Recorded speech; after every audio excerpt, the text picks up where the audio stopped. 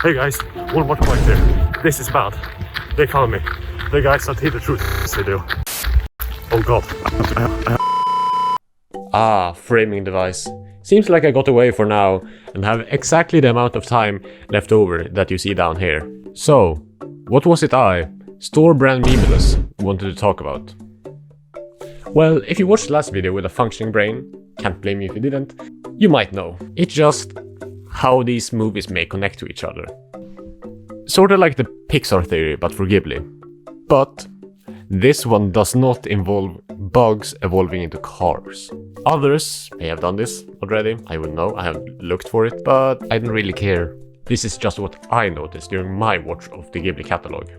If I miss something, feel free to yell at me in the comments down below. Free engagement, baby. Now then, shall we begin with that?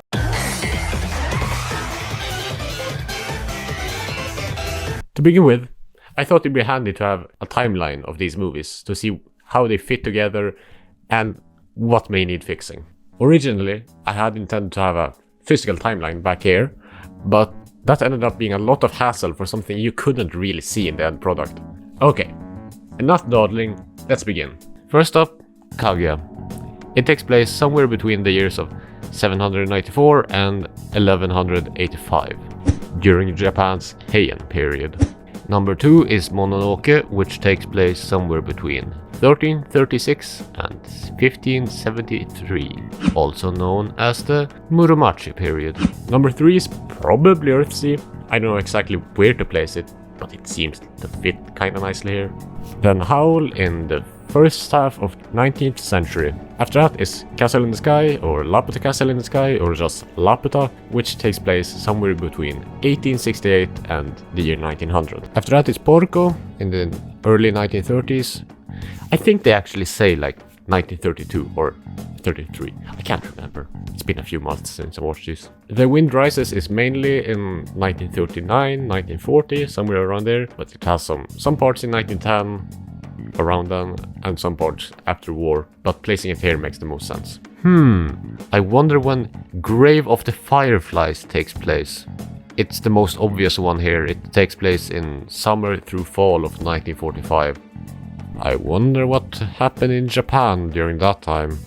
Then Kiki, sometime during the 50s, hard to say. Totoro takes place in 58, Poppy in 64 because of the Olympics. Pompoco takes place during multiple years of the 60s. Then Only Yesterday, which is both in 1982 and 1966, depending on the perspective. Ocean Waves My Beloved is sometime during the 90s, yet again, kinda hard to tell. The same can be said for Earwig and the Witch, which really surprised me. The movie does not do a good job of showing that it doesn't take place in the modern day. I just thought everything looked a bit older because it took place in England. Have you seen that place? Anyway, Whispers in 1994, Yamadas in 1999. For the next few, I don't have much to go on, so it's basically just the movie's release year, starting with Spirited Away, which is presumably in 2001. The Cat Returns is around 2002, I guess. Ponyo is probably in 2008, but it could be later or it could be earlier. Let's say it takes place later, because I kinda need it to. Okay, so I kinda forgot about Arete, but it takes place around 2010. Anyway, Morny is probably in the 2010s. I think they gave some sort of date, either for the olden times or the modern times, but I'm pretty sure they gave a date. I don't remember though, so I could probably nail this down a bit more, but nah. Finally, Nausicaa is at least 1,000 years on from that point. They say the 7 days of fire or whatever happened 1,000 years ago, and that was the last point of human civilization. So it could really be a million years down the line, but that's kinda boring. But woo, everything fits! That was easy. Now it's just on to the outro. Even though it's kinda broken in places, it's already more plausible than a Pixar theory. But the problem is, the wind rises. Because the crux of the movie is to make an airplane that actually flies, with real physics. The Italian man in Jiro's dreams tries to make some larger aircrafts, but that's deemed impossible. But if we just look one movie back in this timeline, we get a contradiction. Because by Wind's more realistic logic, the planes in Porco Rosso would not fly, and definitely not those in Laputa. Let's just put a pin in that and approach this from a different angle. That being...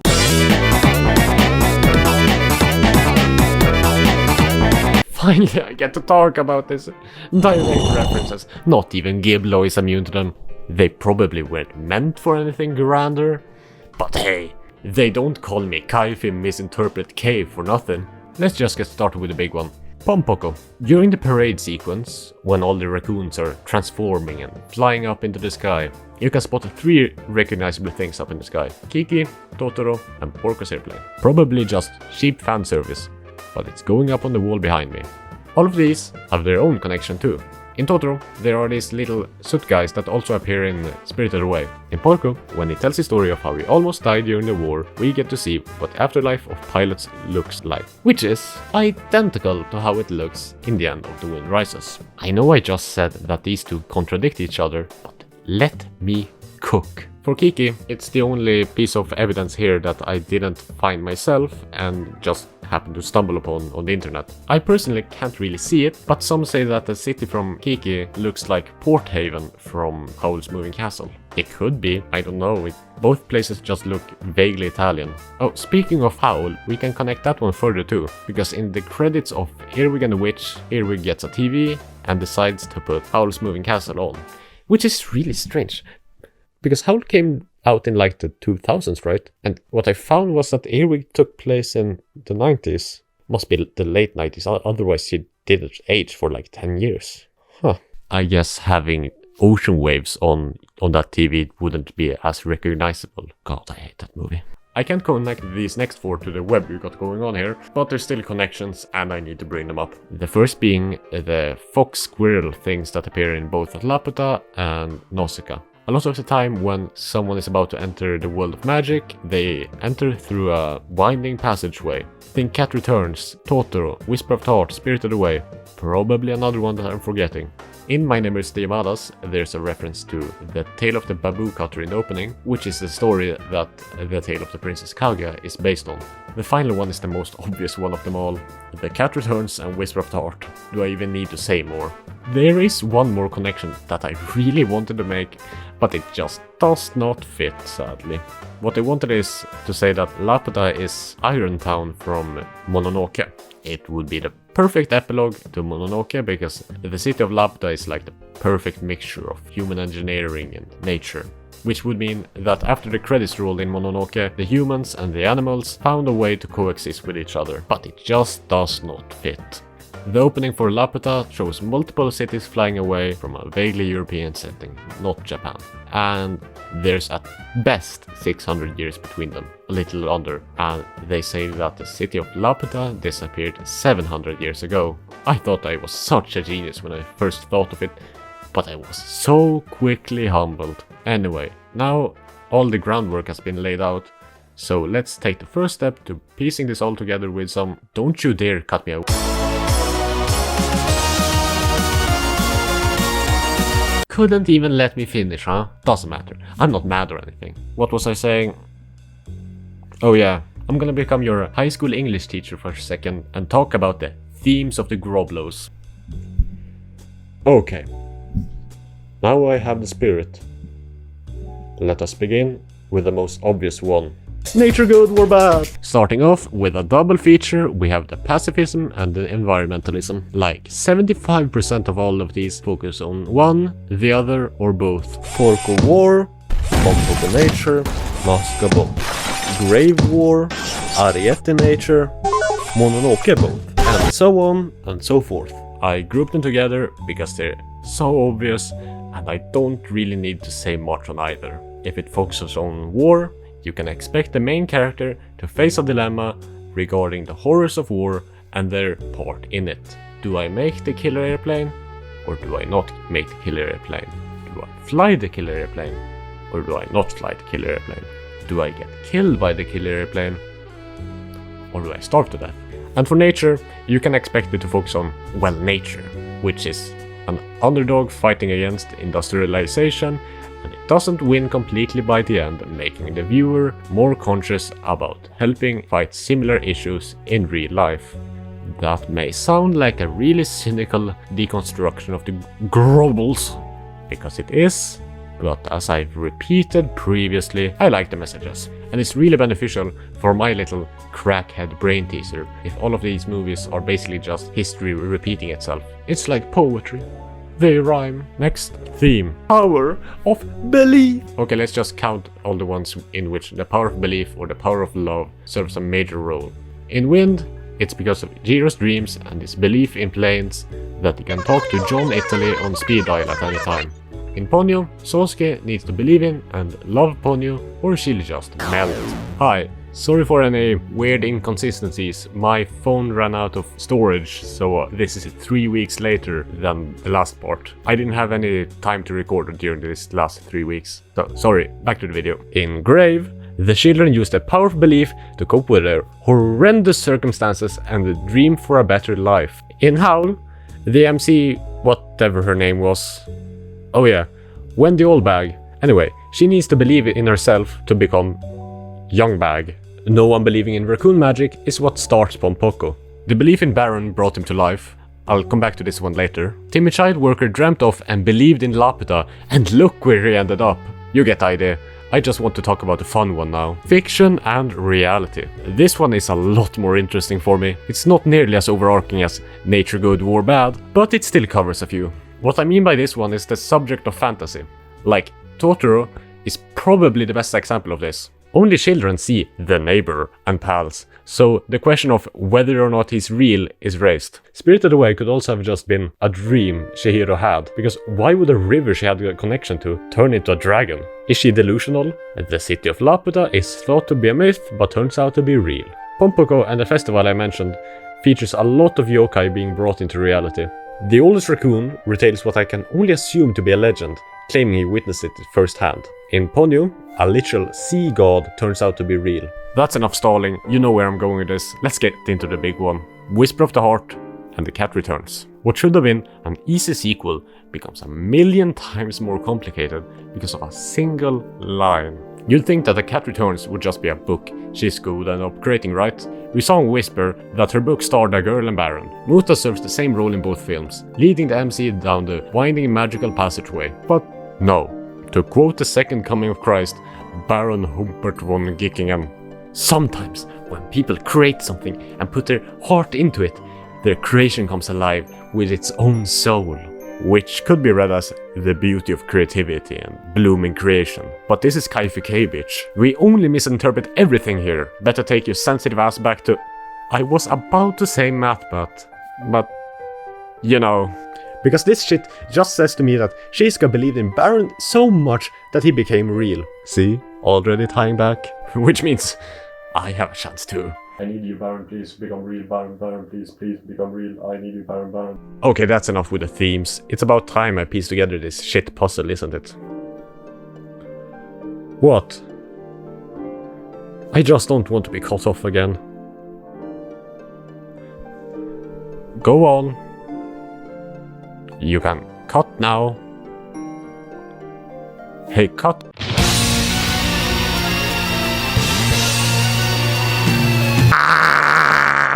Okay, I've collected all the materials. Let's start building this shack. First off, how do I excuse the plane problem? Well, it isn't a problem because neither Howl, Laputa or Porco ever happened. Not in the main timeline at least. They're all fiction. In fiction, I guess. As I said, Howl appears in Earwig's credits as a movie. Porco's plane appears in Pompoko, among other fictitious things, which implies that it's a story too. I could see Porco being a local legend in the Mediterranean, the best pilot around, fighting fascists and pirates alike. The shared afterlife with Wind could be because the movie Porco Rosso that we saw is a collection of different stories, among them Plane Heaven. John Italy believed in that story, so it appeared in his dream that he screen shared with Jiro. Why a bunch of Japanese raccoons knew of an old legendary Italian fighter pilot?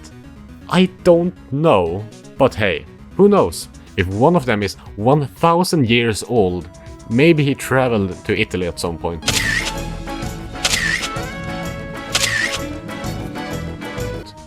Laputa doesn't really have anything hinting that it isn't real, so to say. I thought I could just point to Gulliver's Travels and have it done and dusted, but they actually mentioned that book in the film. So for that, we turn to subject 2. The isekai duo, Peek and Peeker, Spirited Away, and The Cat Returns. As I said, Baron is real, even though he was created. The same can be said for the setting, the Cat Kingdom, a fake world that is real. Spirited Away anchors this point by, if I remember correctly, actually just straight up saying that the bathhouse is kind of a hub that connects a shit ton of different worlds that the customers, the yokai, reside in. Maybe one of those worlds is exceedingly feline. Oh yeah, on the topic of Spirited, I had intended to have an entire section for loose connections, but I realized this is the only one I could throw into that category. That being how it could link with Grave. Basically in Grave, spoiler alert, when the children die, they board an old Japanese train that presumably takes them to the afterlife. And wouldn't you know, look at the train Chihiro boards in Spirited Away. Yeah, that train is probably older, but you can't be too stingy in an isekai world. Both are old trains that connect to the spirit realm, and it would help ease the trauma of Grave. Call this a cope if you want, but where do you think 2 starving children living outdoors would want to go when they die? I bet a bathhouse with unlimited food. Huh. Neat how that works out. With that tangent over, let's get back to the topic of multiple worlds. Excluding the cat in the main expansion, and I reincarnate into a bathhouse and have to work to help my parents return from being pigs, the rest of the other world Griblos piece together nicely. What I mean is that Howl, Laputa and Porco could take place in the same world. Porco could still be a legend in the main timeline, as I mentioned, while simultaneously existing in another world. Like the yokai that some believe in exist elsewhere, plus a sprinkle of the power of belief. But those 3, and I guess you could throw in Kiki and Earthsea if you want, all take place in similar places with similar technology. Slightly wacky planes in place Europe. Maybe that's just what I think Europe's like. Earthsea could be in the main timeline with all the dying magic, but I threw it here cause it's one of the 2 left over that doesn't take place in Sugoi, Japan. Earwig is kinda already locked in reality. And also, my difficulty in placing it on the timeline. Wait, if I put it in main, it and Earwig would be the only 2 in reality with witches, showing their immense fall from grace over like 700 years. Yeah, that's better. Never mind the last part. Earthsea is real again. Oh, we're already at the last point. Nausicaa. Shit, I had another loose connection. I could have made that segment. Oh well, too much work now to go back and change that. But look at the tech in Nausicaa, Laputa, and Ponyo. You call that an art style, I call that evidence. We are not the same. That evidence pointing to the fact that they all connect to the same civilization and event. This is what brings it all together. It's time for the story of Gobble. Once upon a time, humans lived in harmony with nature and the whimsical creatures that resided in it. But when humanity progressed, their greed got the better of them, and they started to abuse nature, taking its resources and making the residents die out, and with them, magic slowly. This took multiple hundreds, maybe thousands of years. While they did that, they deluded themselves with stories of lost magic, huge floating cities, wizards, a pig. Nature, of course, didn't take this lying down and fought back to no real avail. That was until one day. Humans, like the rest of the creatures of this world, of course had their own latent magic. The power of belief. Due to the worsening conditions of the real world, many dreamt themselves into different places, possibly a utopian city where nature and humans lived in harmony. Well, wouldn't you know what just showed up in the stratosphere? Hopefully no one does something irreversibly horrible to the gravity. Oh wait, what is that fish guy doing in Japan? Oh, he just pulled the moon closer. The city plummeted as a meteor, destroying civilization as we knew it. The otherworldly robots that previously inhabited that place now wandered the earth, crushing what little was left. In this post-apocalyptic wasteland, where the only remnants of nature sprung from those ruins ravaged the deserts out of pure revenge. It now covered massive areas as a sea of decay. Now, history and fiction blend together.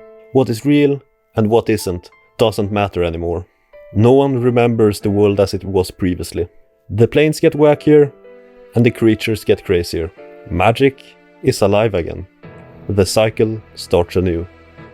Man, I've wanted to get that off my chest for ages now. Some closing things before I go to the conclusion. I know it's compelling to throw Ponyo, and especially Laputa, into the fiction bucket, but they were too critical to put together the plot I had here, so I couldn't do that. Maybe the tech in Laputa was inspired by a forgotten memory of magical tech in the real world. Also, the reason why I said that Ponyo could take place a few years after the movie's release date is that it would be kinda hard for Marnie to take place in a world that's in the midst of an apocalypse.